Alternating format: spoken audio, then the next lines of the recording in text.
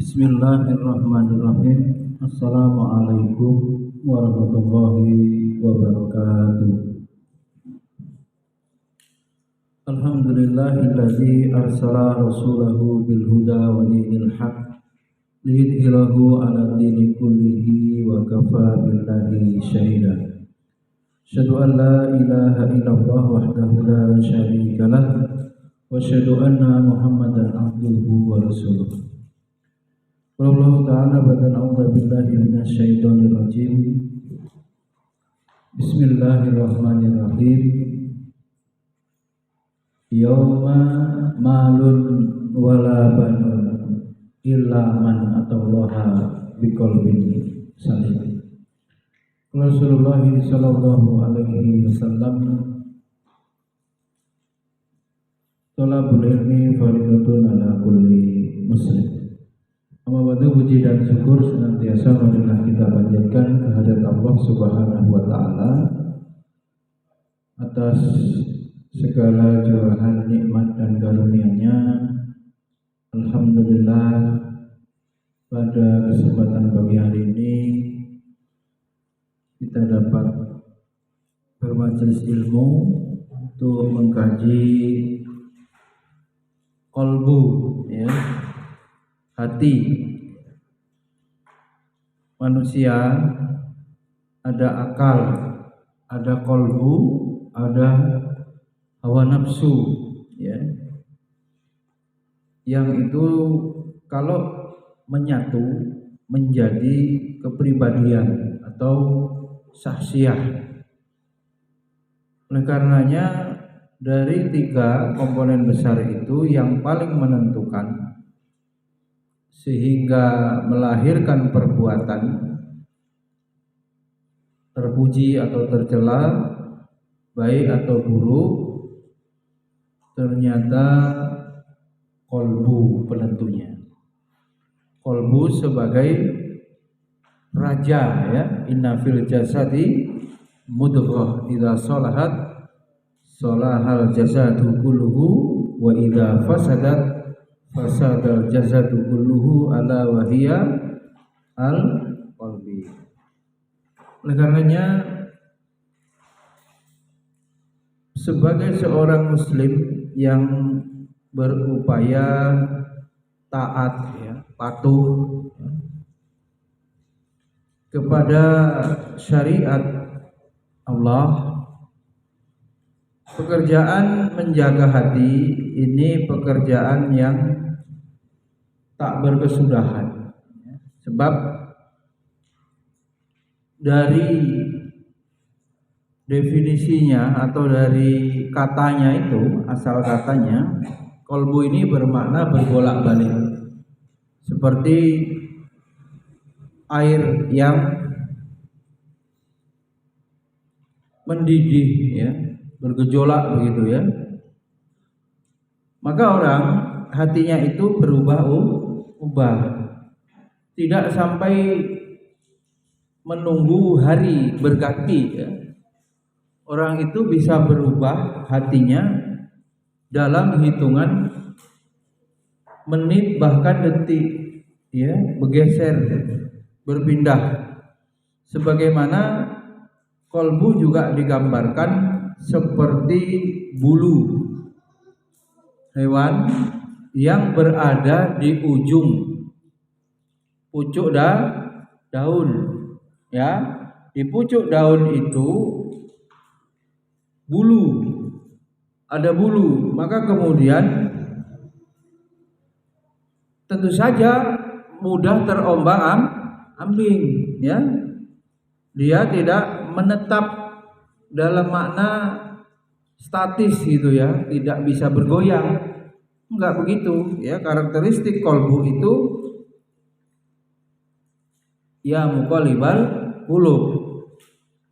Karakteristik qalbu itu berbolak-balik sampai pada sunnah kita diperintahkan berdoa sekaligus terang benderang meminta ketetapan hati, sabit qalbi ala dini.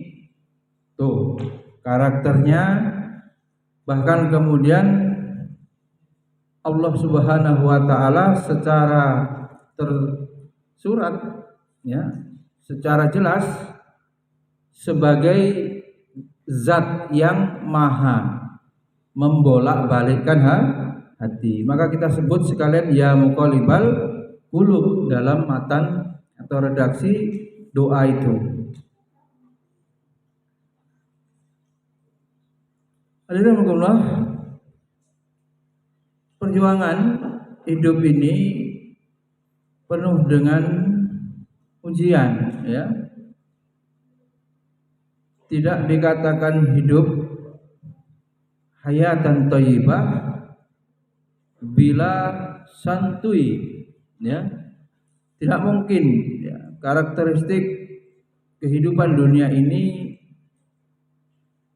landai santai, bebas masalah, tidak mungkin. Ini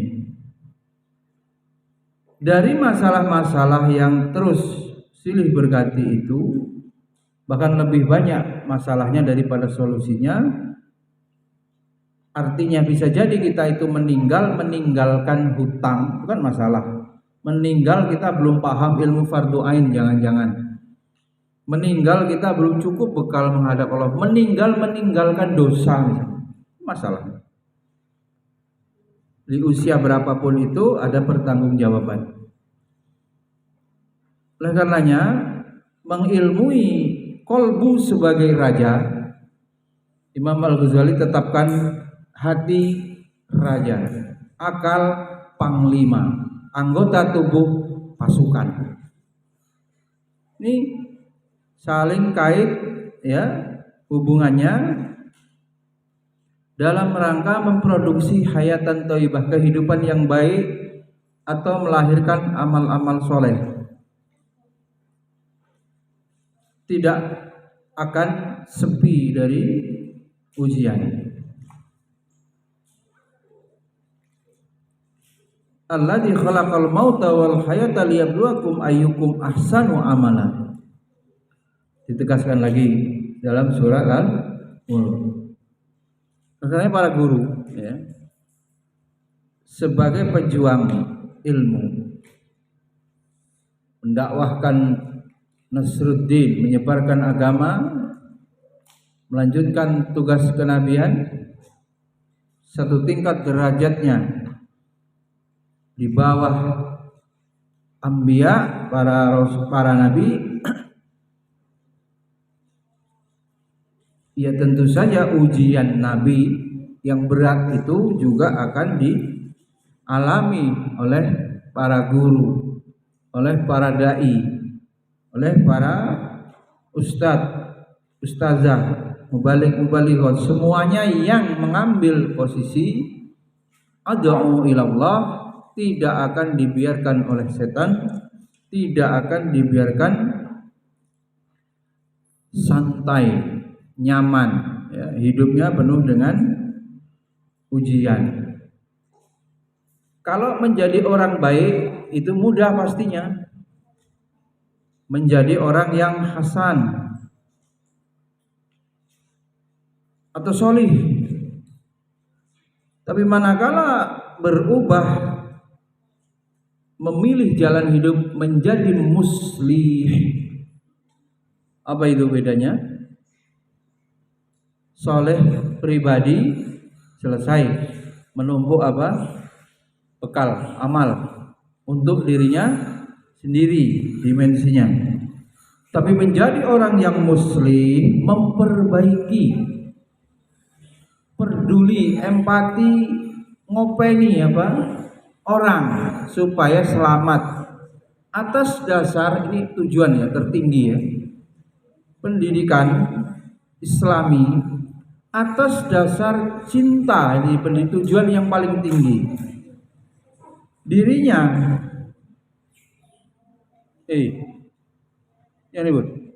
dirinya pengen selamat atas dasar cinta, dia juga ingin orang lain juga selamat.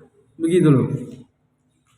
Gerak langkah napas dalam bekerja atau mengajar itu atas dasar mahabbah, cinta, kemanusiaan pasti ya. Itu juga bagaimana orang itu dikatakan betul-betul sayang atau cinta kepada kita kalau memperdulikan urusan akhirat kita. Ya kan? Tidak hanya sekedar urusan kemaslahatan dunia itu yang hakiki. Kalau orang itu marah gitu ya, atau pimpinan atau orang yang kita tuakan terhadap pelanggaran syariat, ya, atau makomnya seorang guru tidak disiplin berjamaah sholat misalnya, atau masih belok-belok dikit, ya, perilakunya belum baik, ya itu kan karena cinta begitu. Sebab ukuran orang itu tidak suka atau sudah tidak punya harapan, apa yang terjadi dihajar ya Bi ya, dalam Islam dibiarkan, itu terserah loh, nggak ada lagi tawasobil hak, tawasobil sober nggak ada, terserah lah. Nah itu puncak ya, kalau sudah didiamkan, berarti sudah orang itu tidak punya harapan, terserahlah, loss, orang Jawa bilang loss, terserah. Alhamdulillah, seputar itu yang akan kita bahas, dinamika kolbu, ya, berbolak-baliknya hati, sampai pada kemudian iman naik dan turun.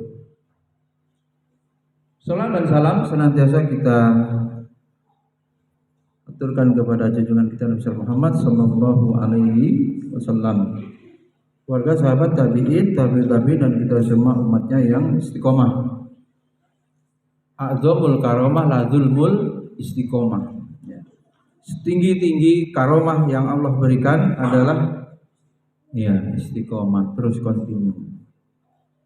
Sebab banyak yang berjatuhan di jalan dakwah atau futur, ya, futur, ya, ngerinya kufur gitu ya, keluar. Alhamdulillah,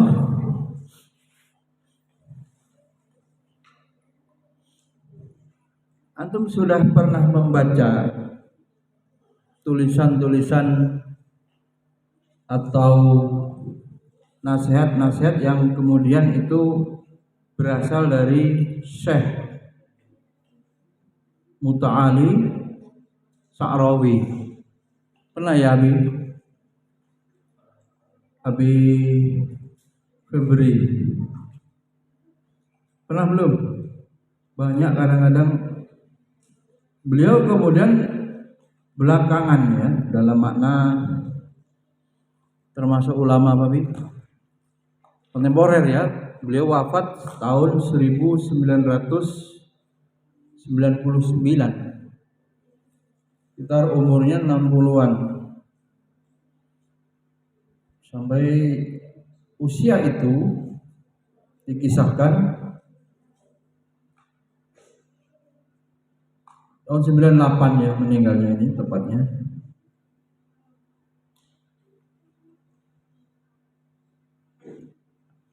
Beliau kita kenal dengan kemampuan beliau dalam bahasa yang begitu tinggi gitu ya, dapat mendekatkan umat dengan bahasa syair, bahasa yang balaghah ya, bahasa yang indah, yang tujuannya orang itu dekat kepada Allah.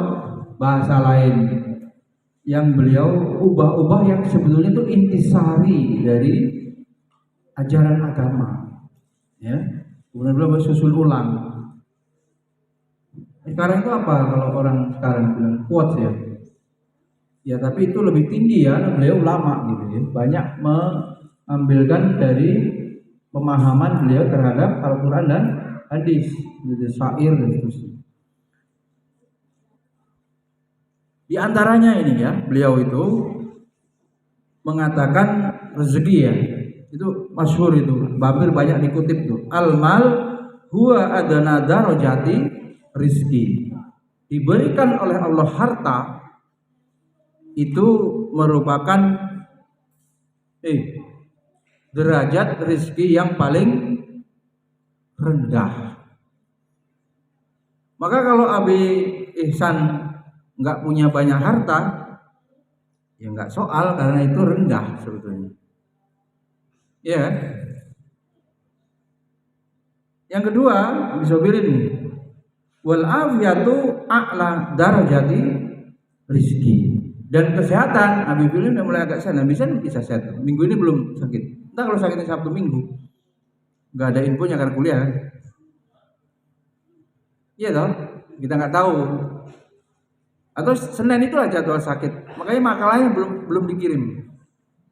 Ya, Syekh Mutawali Sya'rawi kemudian menegaskan bahwa rizki yang kedua derajatnya lebih tinggi dari derajat harta, yaitu kesehatan.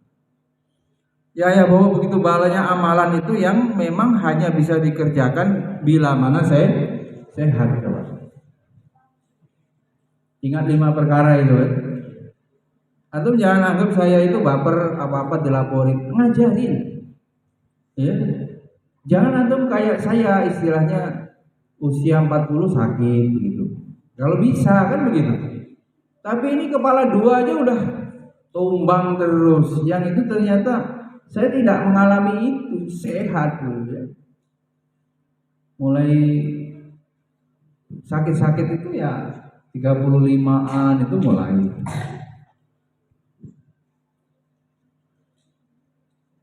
Dan tidak mungkin ya bisa ada pencapaian kalau perjalanan usianya di kepala 2 itu isinya sakit terus ya nggak bisa produktif ya, logisnya kan. Kuliah lama, pencapaian materi ya mana asetnya kan begitu. Belajar juga nggak bisa karena dia sakit. Keilmuannya update apa enggak? Ya nggak update, orang sakit kok. Ya, coba. Kemudian setelah kesehatan, wasolahul abna afdalu anwa'i rizki. Ini para bapak ibu ini yang menikah nggak ada ya. Anu tidak mungkin punya anugerah rizki anak yang soleh. Ya kalau tidak menikah atau jovisa ya, jomblo. Maka untuk mendapatkan rizki anak yang soleh otomatis ini rizki yang utama sesungguhnya. Dengan anak yang soleh itu mengalir jariah amal pahalanya terus ya. Seluruh amalan anaknya itu berdakwah, beramal, berjuang, orang tuanya mendapatkan pahala ya sebagai asbab ya lahirnya anak itu. Tentu di dalamnya kesulitan, penat ya, kepayahan dalam mendidiknya. Enggak gampang. Kalau saya sudah jelas, saya utamakan mendidik anak daripada karir. Itu kalau antum paham ya. Bukan hanya sekedar mikirkan moncer apa istilahnya. Gelar, pangkat, enggak. Ya. Dan memang dasar orangnya juga enggak mau sekolah di tempat orang dulunya ya. Ya sudah. Dan itu enggak lama ya Bi Febri ya, masa-masa itu tidak lama. Nanti sebagai orang tua rindu membersamai anak. Apapun hasilnya itu sekaligus sebenarnya ya pembuktian merasa bersyukur dan amanah tanggung jawab ku anfusakum wa ahlikum. Implementasinya begitu.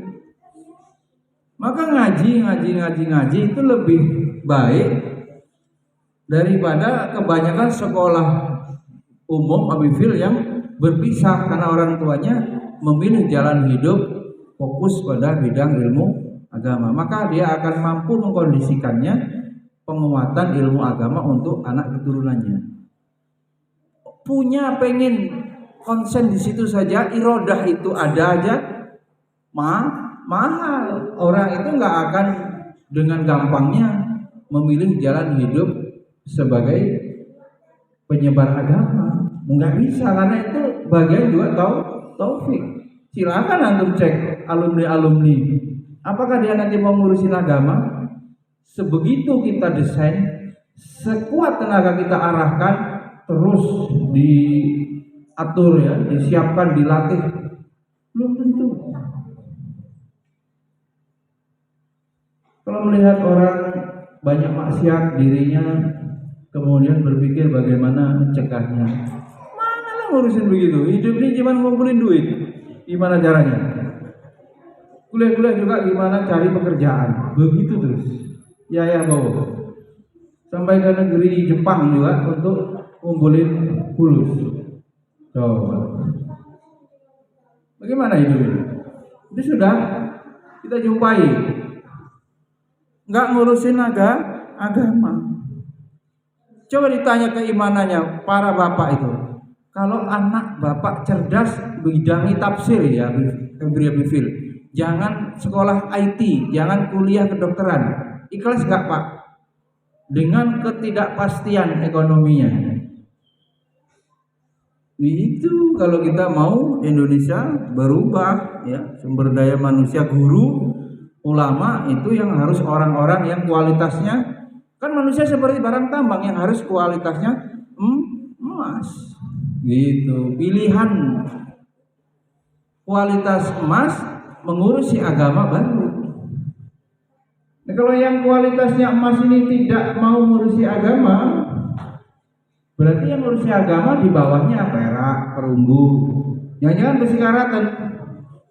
Besi karatan itu orang-orang yang daripada buat kriminal dimasukkan ke pondok, ngurang-ngurangi beban negara, masalah apa? Kasus kenakalan anak-anak, udah masukin pondok. Loh, kalau kualitas orang seperti itu yang kita harapkan untuk mengurusi agama dan kenyataannya memang begitu, ya wajar kalau agama ini, dakwah ini apa? Nggak maksimal.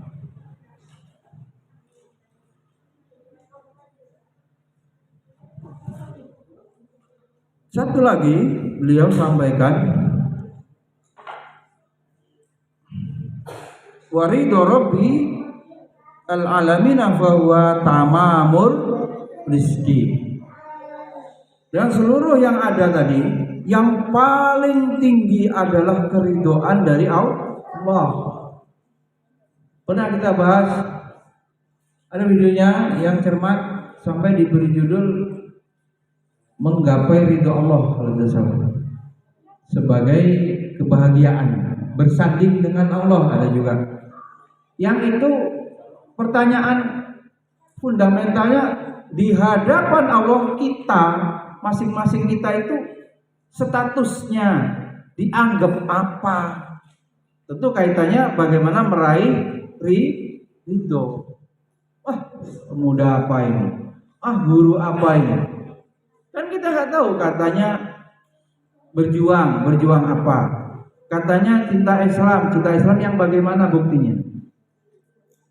Ya kita kan wilayahnya aktivis ya, bukan wilayah orang awam. Kalau orang awam kan ya derajat rendah kan begitu. Masa kita mau stagnan? Ya kita sudah bergeser dari orang awam, orang alim yang kemudian sesuai kemampuannya berjuang, alim yang kemudian mujahid berjuang.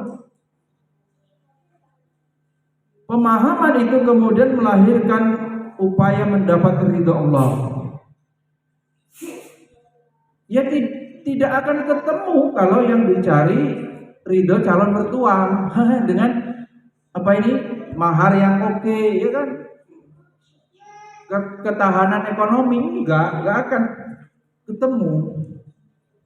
Atau mungkin yang ahwat sebagai seorang sarjana nantinya yang mandiri gitu, bisa diceritakan oleh ibunya, bapaknya bangga, sudah mandiri, malah punya aset ini, setelah lulus kerja begini, gajinya gede lu, walaupun nggak pegawai. Apalagi ada yang sudah jadi pegawai, ya sudah. Maka kemudian setelah profesi itu stabil, pertanyaannya mana yang dia gunakan untuk maslahat agama. Itu ukurannya. Muraqabatullah kemudian sampai kepada apa ma'rifatullah, yang kemudian ukurannya bermanfaat kepada agama. Manfaat sukses pribadi iyalah paling bayar zakat kan, beramal bayar zakat, keluarganya ekonomi stabil. Tapi itu kan cuma itu. Bahwa kemudian Abifil misalnya dari hari Senin sampai Sabtu itu yang untuk Islam yang mana? Kalau diterjemahkan pekanan, ya memang harus ada orang yang berkorban. Itulah tidak ada guru kalau tidak ada orang yang mau berkorban. Muhammad Nasir tidak akan tegak. Ya kalau semua waktunya harus bernilai materi, berarti juga ada aslinya memang tidak mau menyumbangkan. Wajahidu bi amwalikum wa anfusikum. Ya kan begitu ayatnya, bahkan bukan hanya duitmu, tenagamu dua-duanya. Nah ini duit mafi bulus, tenaga juga pelit. Nah, iya kan? Manfus kan? Bersihin sampah aja nggak mau. Itu kan rumah Allah kotor, pakai tenaga kan? Atau sekedar mulutnya, santri ambil sampah, tegas. Kamarmu kotor ini, kamu nggak punya adab hidup hewani, tegas. Ya, tutup sampah di mana? Tutup sana. Itu kan nggak pakai fulus loh ya, tinggal pakai mulut. Iya nggak pakai cangkem gitu. Tapi itu nggak keucap gitu. Maka kadang matanya itu apa buta, kupingnya tuli gitu, sehingga kerusakan atau apa-apa itu kok harus diomongin gitu. Kalau santrinya memang santri itu dimasukkan di pondok ini dengan deretan masalahnya itu. Lah mesin yang merubahnya kok malah sama juga bermasalah, ya nggak jadi apa-apa. Baik, itu Allah hanya tidak bermaksud paling suci, paling bersih, paling apa lagi, paling alim. Ini bagian daripada tazkirah ya, peringatan pertama untuk diri saya sendiri ya. Aslinya kita ini pura-pura cari hidup lewat agama atau kita ini menghidupi agama. Ini kurang jelas ini anunya Habib. Kepastiannya yang tahu hati kita dan bagaimana penilaian Allah, dan itu tidak terlihat rapotnya ya. Tidak kemudian di print rapotnya, oh ini Habib diridhoi Allah, status di apa nih? Orang buat status WA gitu. Ya. Itu yang kita pikir-pikirkan gitu. Aktivitas kita apapun itu diridhoi Allah atau tidak gitu. Bahkan dalam perspektif takdir juga, kita ini ada juga yang tidak ridho dengan takdir Allah. Maka diridho di situ dalam perspektif takdir Abi Ihsan, saya kok dilahirkan begini, Allah ini jahat banget sama saya. Itu nggak bisa ridho kepada Allah. Mana mungkin Allah meridhoi kita? Wong kita ini kayak anak yang mangkel sama orang tuanya kok. Diberikan kebijakan kamarnya pindah di atas mangkel, dongkol terus. Kamu rezekimu JPL-nya 4.000 Abi Ihsan, dongkol terus misalnya sama kepala sekolah gitu. Abi Ihsan motor apa itu? Gak ada mereknya. Maunya motor yang apa yang baru ini? Allah tetapkan motornya begitu, gerundel aja, tidak ridho kepada Allah. Malah yang bawa jakil kan, jalan sikil. Coba pembagian dari Allah itu ya kita ridhoi ya, baru kemudian Allah mau ridho. Ada yang urusan fisik ya, Nabi di brebonding gitu, gantung ya segitu aja, nggak akan tinggi, nggak akan lurus rambutnya ya Din. Fitness mau apa Din? Qawiyun ahabu ilallah untuk apa? Apa untuk jadi mujahid, semangat untuk bekerja, sehat, atau untuk biar gaya-gaya kedot? Din. Jelas hidup ini untuk apa? Adalah itu tadi diantara bagaimana pembagian nikmat atau rezeki yang Allah berikan yang dibagi oleh Syekh Mutawalli Asy-Sya'rawi, yang ternyata ini poinnya sebetulnya, beliau mulai terkenal di dunia itu ketika usia 64 tahun. Masya Allah. Belajarnya berarti apa? Jawabannya, selama dari kecil sampai 64 tahun tuh beliau memperbanyak ilmu dulu, belum berpikir berdakwah, belum bentar-bentar tampil supaya viral, enggak. Kaget kita membaca, ya Allah, selama itu beliau menata jiwanya supaya ikhlas, supaya kemudian betul-betul diridhoi Allah, ya. Selama itu ya Pak, mempersiapkannya itu loh, ya. Jawaban beliau apa ketika ditanya, ya Syekh, kenapa antum baru terkenal di usia 64 tahun ya Syekh? Ya, jawabannya apa?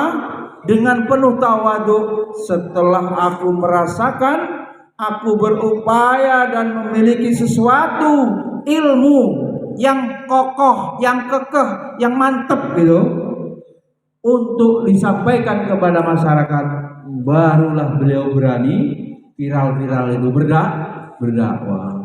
Ya Allah, kita ini tahunya seberapa, ya, kepedeannya luar biasa. Ya, coba ini bagian daripada apa? Upaya kita menata hati gitu loh. 64 tahun. Sekaligus ayah baru kepala 20 berapa ya? 21, 22. Oh, masih lama belajar dulu ya. Nanti viralnya 60 berapa? Atau kemarin Senin udah viral katanya. Nah, viral kemarin. Tausiahnya viral katanya. Begitu ya. Jadi berat ya. Bahkan Syekh Ibnu Athaillah As-Sakandari beliau mengatakan, benamkanlah kewujudanmu di dalam tanah yang tidak dikenali. Setiap apa yang tumbuh dari benih yang tidak dibenam ke dalam tanah, maka tidak akan sempurna hasilnya. Bagaimana benih bisa ditanam di luar? Orang-orang yang mudah kemudian mencari viral sebagai tujuan, seperti orang nanam nggak di dalam tanah. Jadi nggak akan kokoh gitu, nggak tumbuh dengan sempurna. Jadi gimana? Seperti itu ya rentangnya. Ulama itu mencari ridha Allah berat. Urusan-urusan dunia ini, wah ya remeh-temeh. Apalagi kok jabatan formal enggak lah ya. Dia full bagaimana berpikir, ya, menyerahkan totalitas ya hanya kepada Allah. Berat ya, nggak ada yang lain yang dia pikir-pikirkan itu. Nanti karir saya gimana, nanti ekonomi enggak, dia cuma mencari ridha Allah. Kalau hatinya belum merasa kuat ya, beliau tidak melakukan, khawatir apa? Melenceng atau tidak kuat dengan godaan. Jadi Allah begitu berat ya.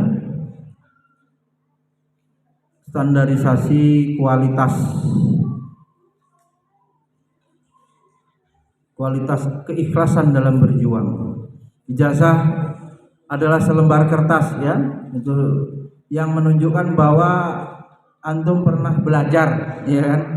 Tapi sama sekali bukan berarti menunjukkan bahwa antum memahami atau mendapat taufik, belum tentu.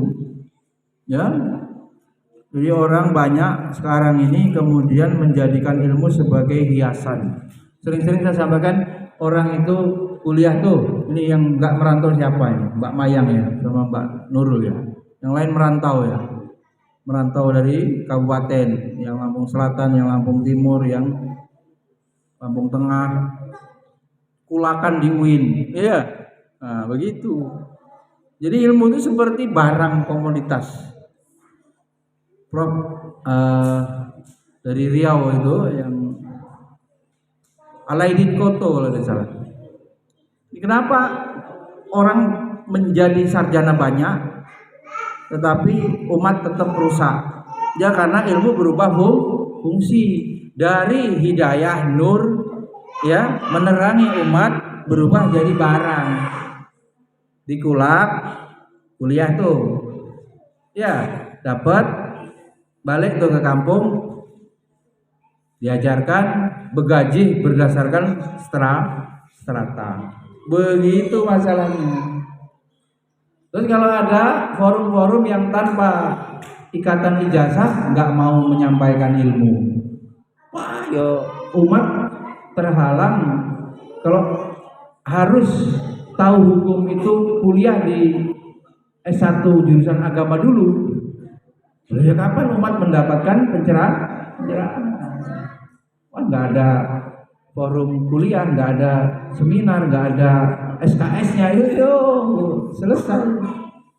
Begitu ya, jadi nggak otomatis ya banyak sarjana kemudian masalah moral akhlak ini juga berubah baik, tidak otomatis. Jadi panjang pembahasan kolbu, kita batasi waktu yang ada. Itu tadi baru mukadimahnya ya. Materi yang kita bahas kolbu ini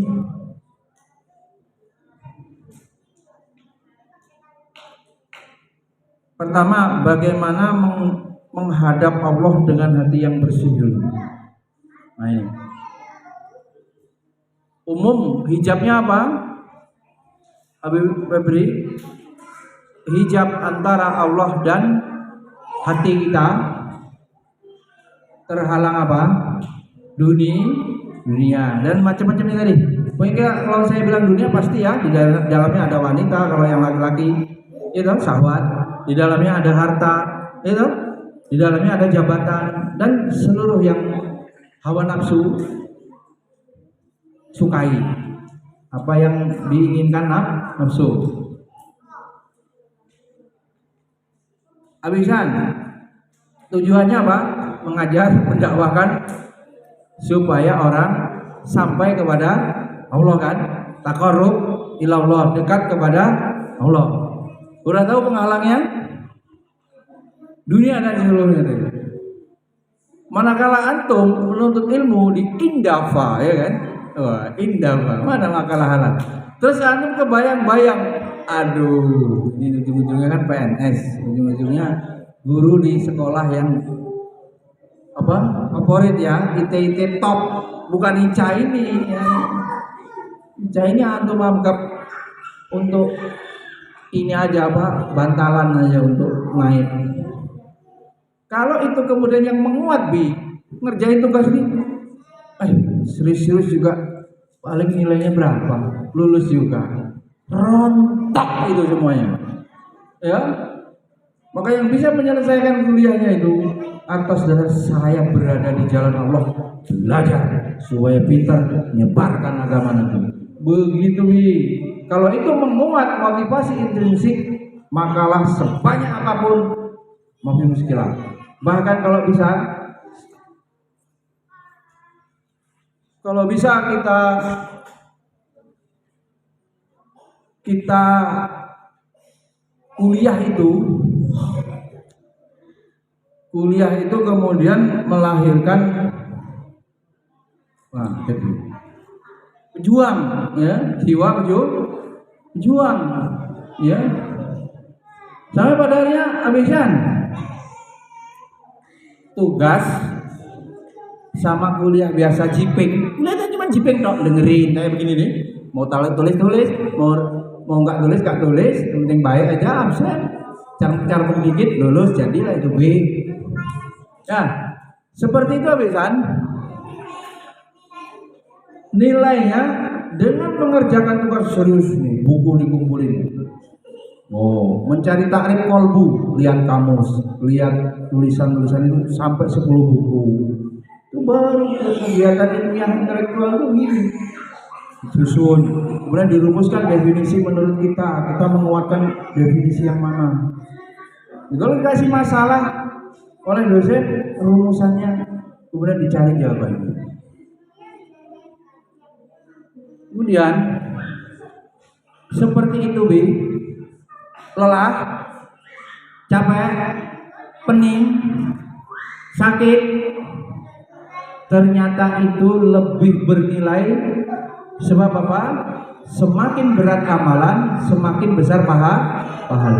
Dibandingkan kuliah yang jipeng tadi itu, datang duduk diam nanya-nanya dikit pulang gitu-gitu saja, bolak balik Sabtu Minggu tuh, ya. Jelas nilai pahalanya berbeda, jauh. Pakai dipisahin ini, Rick, pisahin. Apa ini? Ketika seperti itu, abisan, Ustaz, kenapa saya makalah tugas saya kok satu? Padahal saya pengen banyak dapat ilmu dengan menelaah. Lalu WA, gimana Ustaz? Khusus saya makalahnya tambah lagi dong tugasnya. Wah, itulah mahasiswa yang memang hidup napasnya pejuang ilmu. Banyak-banyaknya dia nyari ilmu. Kuliah aja prodinya di UIN aja bisa ratusan itu kalau besar nanti ya. Berarti disiplin ilmu itu banyak. Nah itulah kemudian melahirkan namanya apa? Pejuang, mujahid, mahabbah ilmu. Senang ilmu itu. Jangan kalau libur yang seneng, kalau masuk kuliah pening. Ada tugas pening, capek itu. Tugas lagi, ujian lagi, tasmi lagi, UTS lagi. Itu antum nggak jelas tuh, nggak punya ruh sebagai pejuang ilmu. Kok kajian-kajian berat? Jadi ngapain memilih jalur ilmu? Ya. Apalagi yang memilih jalur hidup Quran. Yo, memang itulah ada momen setoran semangat, momen lomba-lomba untuk motivasi semangat. Ya terus. Ada apa ini? Hotmail, ya memang begitu untuk menyuburkan, ya, menjaga ilmunya, untuk menjaga hafalannya. Saya istilahkan orang Quran itu begitu. Perjuangan bagaimana mensiarkan Quran ini, menghidupkan Quran dalam living Quran tuh katanya tuh. Skripsinya living Quran, hidupin Quran dalam kehidupan sehari-hari ini, ya. Oleh karenanya sangat berat, ya. Sehingga kalau begitu berat ya Bi, kapan-kapan menghadap Allah biar hatinya bersih, itu bagaimana? Tidak memperlama-lama ya, tidak kemudian merasa tenang, santuy istilahnya. Bisa jadi dalam proses menuntut ilmu itu meninggal, bisa. Yang memperoleh derajat fahuwa fisabilillah itu keluar dari rumahnya menuntut ilmu itu kita atau bukan yang kuliah nih, santri atau bukan yang mondok nih, ya. Maka persoalan memastikan kondisi hati supaya bersih kolbu itu, terus seberapa kemampuannya sudah sampai kepada Allah, itu loh, sudah dekat sampai kepada Allah, walaupun belum lulus kuliah. Artinya bagaimana Habib Febri? Pada posisi bagaimanapun kita berusaha membersihkan hati supaya kita dalam keadaan dekat dengan Allah, kapanpun Allah memanggil siap. Kita bilang kok Abim tuh ngomong mati-mati, lo memang begitu, tapi bukan berarti terus nggak punya program, nggak punya apa? Planning. Planningnya banyak banget di kepala nih kalau mau dibedah, kan jarang saya sampaikan. Apakah hidupnya langsung di kamar ya? Yang dimau itu semangat. Itu gimana itu? Apa hadis apa bukan Bi? Ikmalu lidunyaka ka'annaka tamutu taisu abadan, ya kan? Apa bekerja kamu untuk urusan duniamu seperti hidup lamanya. Wa amali akhirataka fa innaka tamutu godan, kan begitu. Malam muhasabah, pagi planning, malam muhasabah. Itu hampir habis subuh, oh ada menjelang isya, apa ini besok ada, begitu ya. Maka harus diimbangi. Jadi kapan-kapan mati sia. Itulah yang dikatakan cerdas, yang mempersiapkan bekal kematiannya. Tapi hari-harinya semangat, programnya jalan. Jangan disalahpahami, kok umur 40 kayaknya udah selesai. Ya memang harus dipersiapkan antara bekal menghadap Allah, kesiapan hati, dan sekaligus mengisi kalau ternyata umurnya masih diberi umur panjang atau ditambahkan usianya. Kan yang celaka kan kaget, tahu-tahu meninggal, nggak pernah berpikir itu. Lah itu yang nggak cerdas. Meninggalnya dalam keadaan apa, siapa yang tahu? Maka kalau hari-harinya sudah sampai, hatinya bersih, dekat dengan Allah, kapan saja. Sekaligus kalau tinggi ini makamnya memang dia tidak kerasan di dunia ini. Kalau tidak memang karena ridho kepada Allah terhadap takdir umur, nggak betah di dunia ini. Orang itu kan banyak munafik aja itu. Kamu kelas topeng. Baik-baik sama kita itu kan ada maunya aja. Jarang yang tulus. Jadi yang tulus keluarga itu. Iya tak? Itulah yang kita jumpai manusia itu. Di kehidupan ini kita bertemu orang-orang begitu. Tapi kalau kita punya rasa rindu yang kuat, ingin berjumpa dengan Allah, kangen gitu ya, rindu ya, nggak betah. Sebagaimana hadis-hadis, kita ini musafir, kita ini merantau di sini nih, outbound, aslinya penduduk akhirat. Maka seberapa kuat keinginan kita kembali ke qaryah kita, kampung halaman kita akhirat, dan berjumpa dengan Allah Subhanahu wa ta'ala. Seberapa mikirkan itu? Nanti kalau menghadap Allah itu mau menerangkan, menjelaskan apa perbuatan amal kita di dunia itu. Banyak kan orang yang takut mati? Banyak, karena yakin dia bermasalah, bekalnya belum cukup, amalnya belum banyak, isinya malah berbuat dosa. Gantung diri ujung-ujungnya. Ya, nyemplung laut kalau ayah nanti. Dapat dimakan ikan paus ya. Alhamdulillah, hati biasa disifati dengan hidup dan mati. Artinya ada hati yang hidup, ada hati yang mati. Di antara tiga macam hati, ada hati yang sehat, itulah hati yang bersih, salim. Jadi di awal ya, ilaman atallaha biqalbin salim. Mukadimah tadi, seseorang akan selamat di hari kiamat kelak jika menghadap Allah dengan hati yang bersih. Maka apa?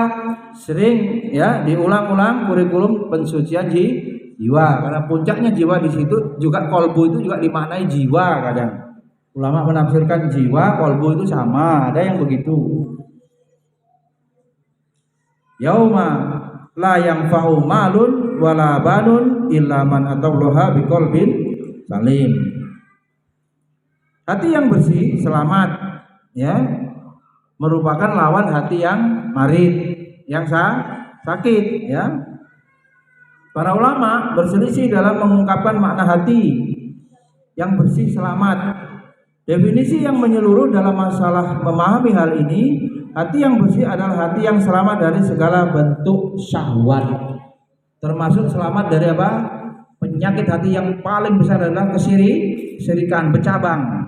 Jika cabang kemudian riak ya, harusnya Allah belok ke makhluk. Nah ini beratnya. Ya. Orang ahli tauhid ya, makbul doanya, mukhlis. Tuh, berat nih. Di bedah kepalanya isinya apa? Allah.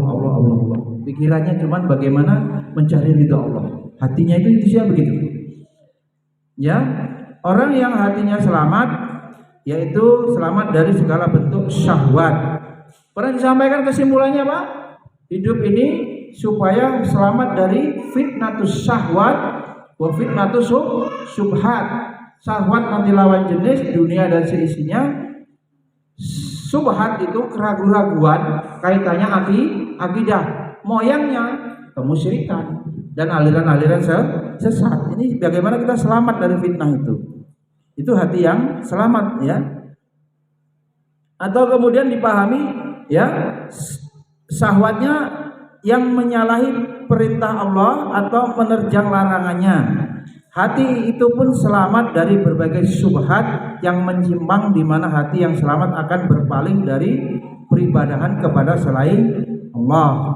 Selamat dari berhakim dengan selain ajaran Rasulnya. Iya, ini urusan akidah, ini urusan hukum, bagaimana syariat. Kita ini lebih senang hukum Islam apa bukan? Ini enggak selamat juga kalau senang demokrasi itu. Jawab, ya. Masa yang bisa ngatur manusia itu manusia, yang bisa ngatur manusia itu Allah, ya. Baru benar, baru kehidupan itu bisa maslahat, rahmat. Kalau diatur manusia, sistem demokrasi, sistem apa? Bukan Islam, ya begini terus.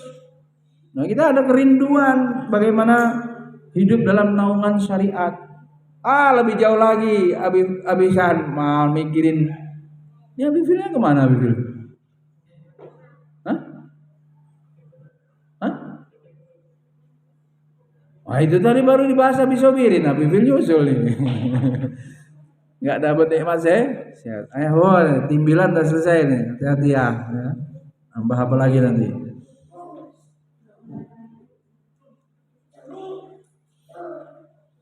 Pengen Mbak Roma syariat Islam ditegakkan. Seberapa pengen? Mbak Nurul, seberapa pengen? Kalau punya anaknya mau memperjuangkan, gunanya melahirkan itu supaya anaknya hidup, kemudian memperjuangkan li'ila'i kalimatillah, la ilaha illallah. Habib, ngapa pula nggak nikah-nikah? Supaya anaknya bisa memperjuangkan syariat. Begitu kader apa biologis. Lama-lama.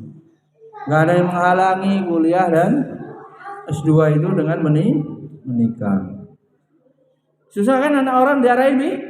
Anak sendiri aja darahnya itu belum tentu, karena dia pengaruh moyang-moyangnya. Belum tentu anak saya 4 laki semua itu mau terus full ya, gennya itu pikirannya dakwah bisa, belum tentu. Kan mbah-mbahnya semua ngaruh juga di atas itu. Ngaruh. Kita kondisikan supaya jadi guru, jadi ini belum tentu. Nggak ada yang mau tak lanjutin tapi mati aja kapan, nggak masalah, tak lanjutin dakwah ini. Nggak ada yang ngomong gitu. Mau jadi apa nanti? Nggak tahu, nggak jelas. Begitu terus. Apalagi anak orang, apalagi Lutfi, apalagi Torik, anak orang suruh buka pondok, hal mustahil. Jauh panggang dari api kalau tidak diberikan hidayah oleh Allah secara khusus. Dia dipilih, may yuridillahu bihi khairan yufaqihu fiddin. Kemudian wa qul malu fa yarallahu amalakum. Bekerjalah kamu dilihat oleh Allah menjadi pegawainya Allah. Enggak ada yang bisa menjamin, ilmu tidak bisa diwarisi dari seorang, iman tidak bisa diwarisi dari orang yang bertakwa. Ayah yang bertakwa tidak bisa mewariskan ketakwaan secara otomatis. Malah kadang lita'lamu annallaha ala kulli syai'in qadir. Bapaknya ustaz, anaknya preman. Ya, bapaknya preman, anaknya mau ustaz. Kenapa begitu? Karena Allah yang Maha Kuasa atas segala sesuatu. Manusia ikhtiar. Nandur kalau petani ini. Ya, nanam. Ajarin. Enggak usah terlalu mengharap panen. Karena Islam menilai apa? Proses. Lalu bagaimana kita? Kita memang disuruh sekuat tenaga mengambil bagian peran dakwah, sadar diri, sadar fungsi, sadar diri hamba Allah, sadar fungsi menegakkan la ilaha illallah. Begitu. Enggak ada kepikiran mau apa mau kaya. Kita harus memasung ya untuk fokus pada pencapaian dakwah. Memasung dalam makna kita tutup, kita tepis keinginan-keinginan duniawiyah itu yang bisa jadi keumuman atau umumnya orang terlena ya mengejar itu. Kita fokus memilih jalan ad'u ila Allah. Hadirin Allah, hati yang bersih juga berat berhakim dengan ajaran Islam, ya, menjadikan Islam gimana Bi? Kalau kamu berselisih, atiullah wa atiur rasul wa ulil amri minkum fa in tanaza'tum fi syai'in farudduhu ila Allah. Habis selisih ribut masalah warisan, masalah apa-apa, ini farudduhu ila Allah apa enggak? Suami istri, istrinya karirnya moncer bagus, ngatur suami, balik. Atau suaminya enggak menjadi ar-rijal qawam, teranak istri, tidak menjadi pemimpin, tidak berani nunjuk istrinya di rumah, urusin anak didik, kamu gurunya, saya kepala sekolahnya, enggak berani ngomong begitu. Sebulan biayanya berapa, tanggung jawab suami. Kalau membantu-bantu kerja itu kerja yang tidak beresiko meninggalkan yang fadilah yang utama, masih dekat-dekat dengan rumah. Kalau ingin aktualisasi diri istrinya biar nggak bosan, dan itu tidak menetap ya karir yang kemudian kalau ada kebutuhan istrinya yang suruh bayarin, itu mah laki-laki bencong, laki-laki apa tidak menjadi qawam. Itu membuat kebalik-balik itu nanti. Kebalik-balik pengaturan di rumah, tidak memiliki jiwa tanggung jawab. Dihormatinya suami itu kan karena faddalallahu ba'dukum ala ba'dum wa bima anfaqu, karena dia menafkahi, dia dilebihkan kedudukannya itu karena menanggung. Ini laki-laki menanggung. Bahkan gimana nih kalau meninggal, kemana itu?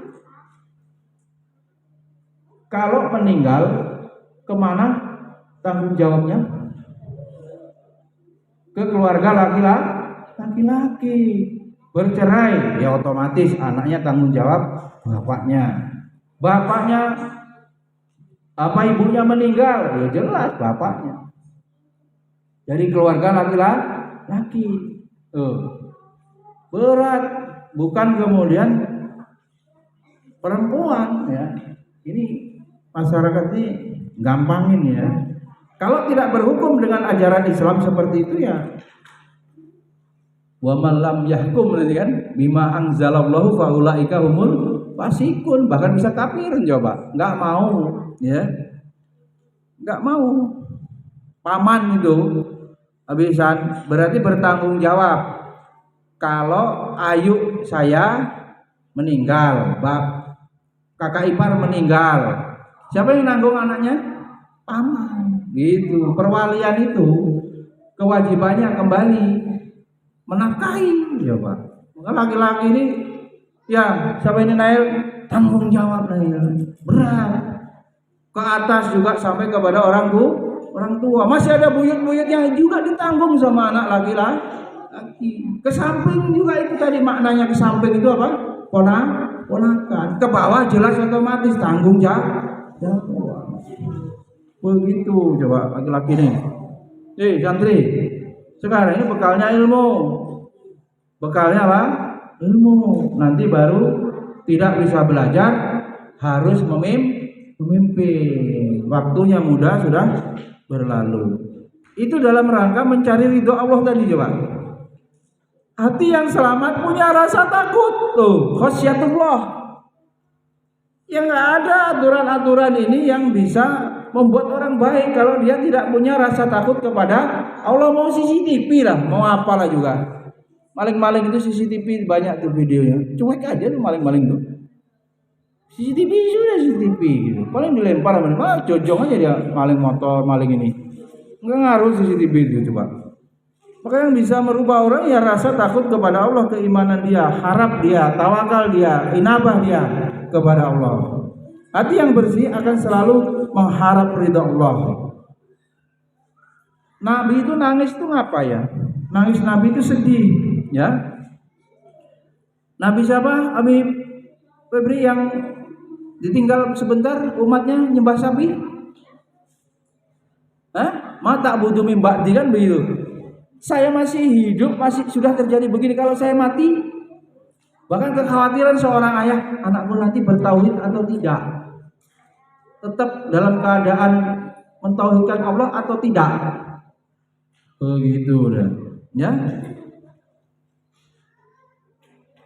Intinya hati yang bersih adalah hati yang selamat dari berbuat syirik kepada Allah dalam bentuk apapun, bahkan ibadah hanya untuk Allah semata. Maka orang yang begini nih bahagia nggak? Ini nggak sakit-sakit Mbak Alisa ya? Bahagia nggak Mbak? Buat gitu. Bus gitu. Nggak kerasa capek ya? Diberikan kesehatan, nggak kerasa capek. Atau yang ya sakit tapi tetap semangat. Tumbang-tumbang dikit lah Mbak Roma misalnya. Pasti ini kalau hari Minggu ada urusan nanti tumbang nih. Udah saya batin tumbang. Makanya Mbak Yuli paham nggak Mbak Yuli, mana Mbak Yuli? Itu kosong-kosong itu kan cadangan guru TK Mbak. Itu pasti ini akan ada masalah ini. Tuh kan? Mbak Triana waktu itu belum kuliah, masih belum masuk. Tapi sudah saya putuskan nggak usah hari Jumat. Itu aja udah tumbang hari ini. Minggu kalau ikut-ikut acara itu tambah, ya. Ikut-ikut acara-acara itu tambah. Karena mau menentukan itu udah kerasa ini kalau ditambah ambruk apa enggak ini. Kapasitasnya sudah diukur ya, diukur kemampuannya. Memang ya, bagi orang-orang yang memiliki giroh semangat ya, dan kemudian seimbang dalam menjaga kesehatannya, bisa jadi dia semangatnya, himmahnya tinggi. Cita-citanya tinggi, motivasinya tinggi, dia tidak merasa capek ya. Kalau kemudian pola pikir, pola hidup, ya kan, pola tidur jadi sehat, dia bisa dua-duanya balance. Akhirnya apa? Terus apa ini lokomotif ya, kereta dakwah ya, terus berjalan. Tapi kalau enggak ya tumbang ya, atau berhenti dandan dulu, sakit maknanya ya. Kalau dia badannya kuat, orangnya malesan, ya nggak dakwah dia, cuman yang minimal aja ya, tidak ada pencapaian yang lebih baik. Intinya hati yang bersih adalah hati yang selamat ya. Semoga kita dimudahkan Allah ya, muqallibal qulub sabit qalbi ala dinik, ya musarrifal qulub sarif qulubana ala taatik. Assalamualaikum warahmatullahi wabarakatuh.